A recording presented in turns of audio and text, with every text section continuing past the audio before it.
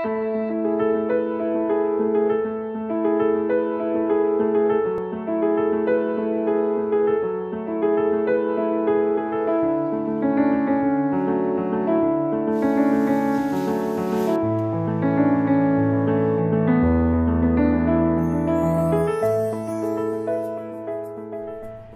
nüüd mul on hea meel tervitada meie järgmise suvestuudio külalisena ühte Saaremaa kõige edukamat ettevõtjat, kes on saanud ka 2014. aastal siis ettevõtjate elutöö preemia. Ja tema nimi on siis Enn Meri ja me oleme siin Mer Investis. Tere! Tere! Enn, aga räägi meile, et mis eduka ettevõttega siis tegemist on?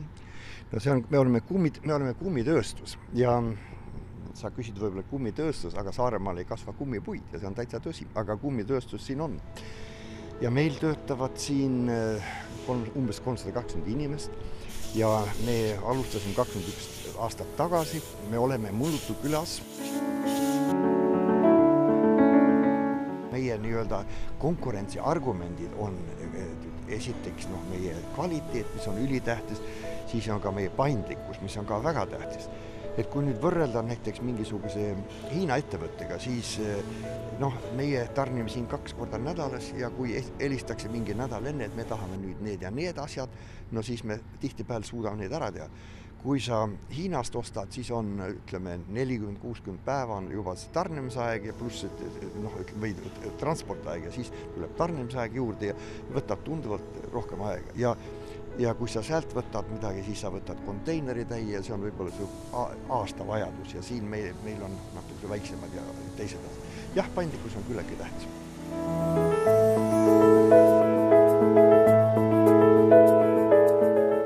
Me teeme umbes 30 miljonit membraane aastas ja 350 miljonit oorrangaid. Ja suurem osa nende oorrangastest lähevad konditsioneerimiseks. Ja ühe keskmise konditsioneeris on umbes 50 oorrangast ja 350 miljonit jagatud 50-ga on kui palju? 7 miljonit. Ja seda Euroopas tehakse 10 miljonit autod aastas, et meie turu osa on küllaltki suur, aga me oleme suhteliselt anonüümsed, aga kaubad müüakse meie Saksa partneri Freudenbergi nime all, aga need on ikka märgitud Made in Estonia.